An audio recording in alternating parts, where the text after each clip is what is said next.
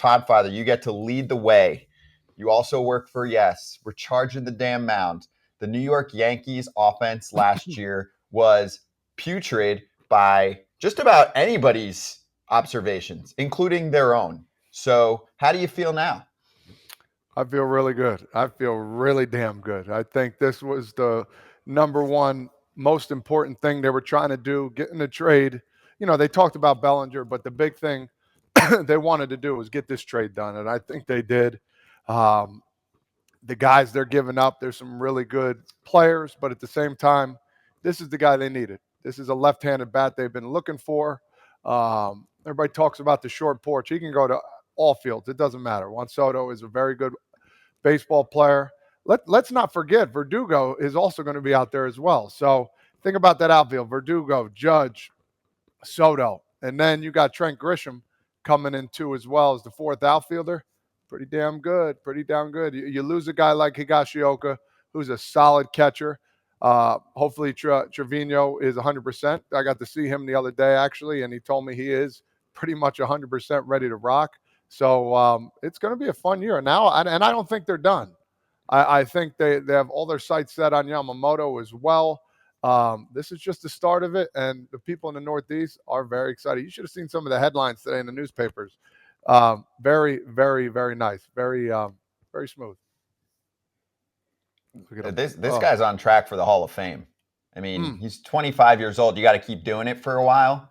But, I was looking at his numbers again from last year, Kratz, because we like to, project and predict what players are going to do going forward. Last year, I feel like he was barely talked about, and he was, a top 5 hitter or so. I mean, he is incredible. I still think almost everyone agrees there is another step that you could see from him in terms of his offensive game. We'll get to the defense, too, at some point. And actually, Ken Rosenthal wrote a great article about it, so maybe we'll kick off our conversations with Ken about the defensive alignment for the Yanks. But also on the other side, we learned a little bit about the prospects and the pitching. I do want to point this out because we're going to probably be pretty Yankee heavy, so I'll sneak this in while I have a moment, Kratz. The Padres have lost a ton of pitching this offseason. They're not going to re-sign Blake Snell. They're not going to re-sign Josh Hader. Nick Martinez already left to the Reds, and I'm missing multiple other names. Lugo. Waka, Lugo's gone. Waka, they didn't bring back. That's a ton of pitching. They lost like half of their innings from this past season, and this is a great way to say, you know what? We're not rebuilding by any means. We had a really terrible year based on what was on paper for us. And actually, a lot of those dudes did perform. It just didn't all come together. They were brutal in one-run games, brutal in extra inning games. So you can definitely make the case that despite them trading Juan Soto to the Yankees, and I think Soto's going to have a dynamite year with the Yanks and make them better, the Padres still might get better next year. They acquired a number of young pitchers that are going to be contributing to the big league club right off the jump. Basically, all of them will be contributing right off the jump, aside probably from Drew Thorpe, who will be up at some point this coming season. And according to many of the reports, it looked like he was the guy that was holding it up temporarily, where, remember, it came out that they were talking. Then it kind of sounded like talks were stalled. And a couple of reports were saying, well, the Yankees were trying to hold on to Drew Thorpe. He was one of the better pitchers in the minor leagues last year. He was, and he's refined. From what I'm looking at, he's refined. A lot of the pitching prospects out of the Yankees org are dudes that just absolutely blow cheese. They come down to the lab, they throw a hunch, top of the zone, and then they learn how to spin something, whether it becomes the sweeper, whether it becomes that slider that goes straight down, or it's a 12-6 banger. They establish a second pitch, and then they just blow through the minor leagues. Drew Thorpe is more like a 92, 94 guy, touches 95, kind of refined pitcher. I made the comparison last night when we were talking with Kyle Glazer, and I don't think he quite understood what I meant, but like a guy in the minor leagues, we call him the average white righty. He was 88 to 90 miles an hour. They were littered in AAA, littered everywhere. And velocities jumped. So now the average white righty in AAA is 92 to 94. What the separator is what Drew Thorpe has. He has the ability to locate pitches, which gets guys out way more in the minor leagues. So his refined skills helped him elite, like be so successful in the minor leagues. But how's that going to translate to the big leagues? They liked him because he's a good option piece. There's an opportunity for the Padres to slot him in as their Michael Wacha partway through the year. Michael King will take over kind of the Nick Martinez role, or he may start fill in as the solidified piece in their rotation. But I think the Padres, and this is why I want to ask Ken, if the Padres did enough to push themselves over the hump to make the playoffs.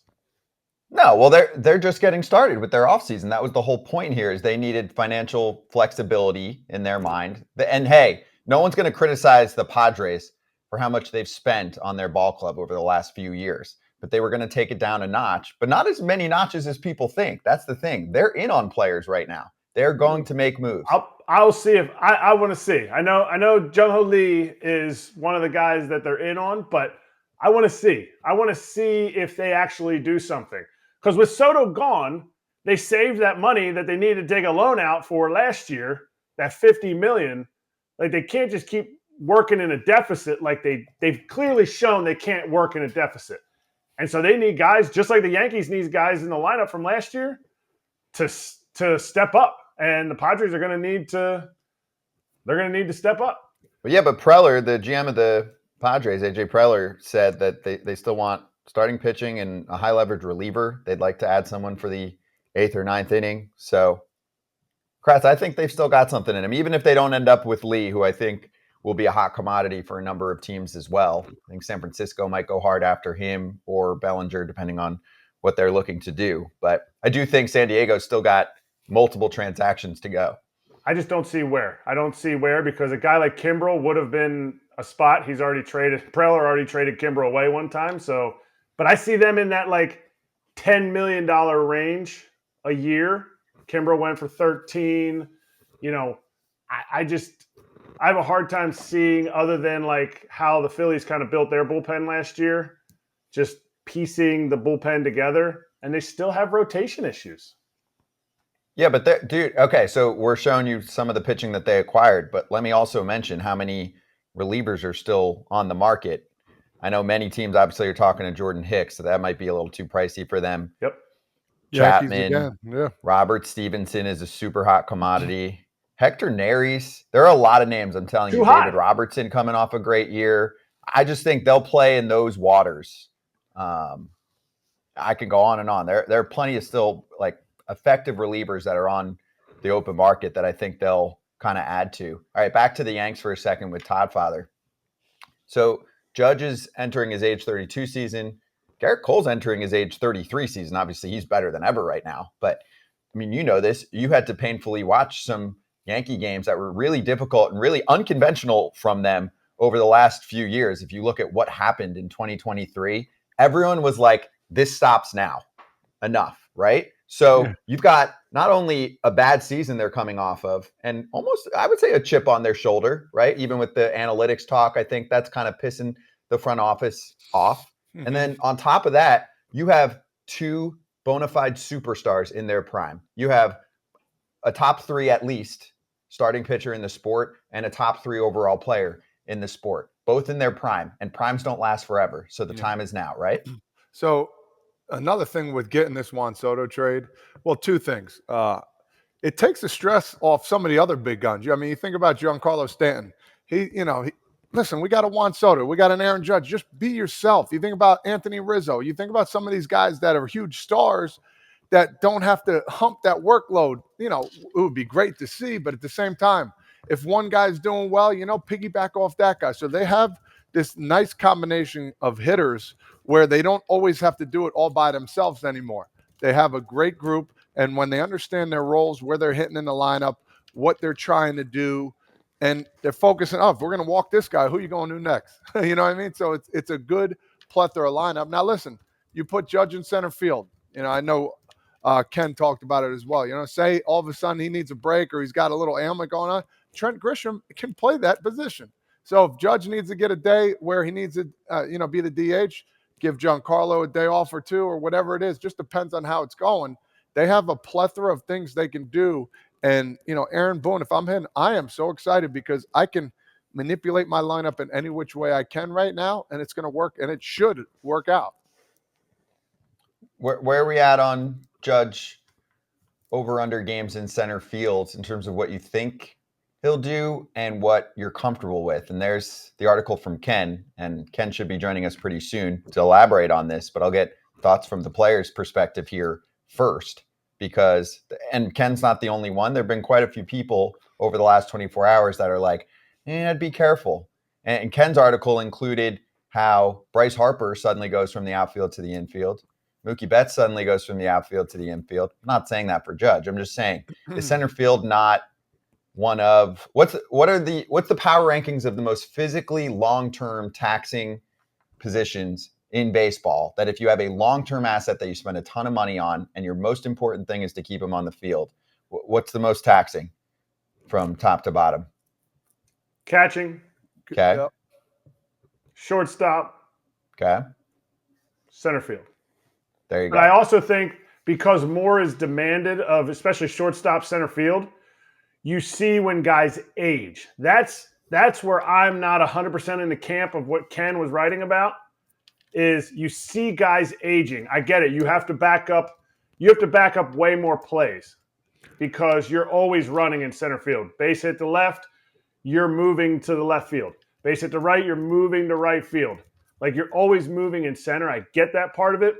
But what you see is guys starting to age out of those positions. So you can't, like Derek Jeter at the end of his career, they were barely even mowing the infield at Yankee Stadium. Like, because his range was less, you start to see that without other things to help. So it's going to be the same thing in center field with Judgy. I don't think you'll see it this year. To me, I think if you ask Aaron Judge, because he's that kind of guy, he's going to say, yes, I'm going after it. If I'm Aaron Boone, and I think this is where picking up Trent Grisham actually is more than just a salary pickup for the Padres. To me, if you put Aaron Judge in center field for 120 games, you have had an incredible season, because that means he gets 20 at DH, 20 in right field. And I think that will keep him on the field. Now, are we talking about longevity of his entire contract? No, I don't want to see him in center field the whole time. But this is this year. Scott, just think of this in a couple of years. I don't know. I just thought, just imagine having that presence of Aaron Judge playing first base. Boom. Boom. You tell me if you're at third. Hey, listen. How's that feel? It's not such a dream. Like, that could happen. I mean, I'm not saying it will, but it could. I mean, I would be in heaven. All you got to do is just to get it over there. I mean, you could throw it too high, you're just gonna be like Michael Jordan, just go and get it. I'm just putting it out there for people to think about. I'll probably get a couple reactions online about that, but listen. No, you'll get good reactions though, Todd. Not now. You're saying, hey, listen, not now. Down when the road. The dude's 35 years old, 36, 37 years old at some point, right? Yeah, it's an option to play first base. This year, they have Soto for 1 year. Judgy can play 100 to 120 games, because you can't count on the Martian. You can't count on him coming back and just being like, yep, I'm in here. You're going to have to slowly work him in. And there's moving pieces all the time. And I think while they have no minor league pitchers left, since they got rid of 10 in the last 2 days, they do have a plethora in the outfield of positions that they struggled in. They struggled in putting runs on the board, and they picked up guys who put runs on the board. Verdugo isn't an all or nothing guy. No. Soto's not an all or nothing guy. I get it. Trent Grisham hit 191 or whatever it was. He helps out in that defensive. So I think their depth is really, really good, and they already have a lot of depth in the minor leagues. So it solidifies issues that the Yankees had. Yeah, I'm all about that. And yeah, Dominguez coming back will obviously even add to that depth. My only thing is also like Verdugo entering free agent season. He's going to want to play just about every day, or he's going to be pissed. He's that kind of guy, fiery, and he'll say it too. Like, hey, I want to be playing, right? So just throwing it out there.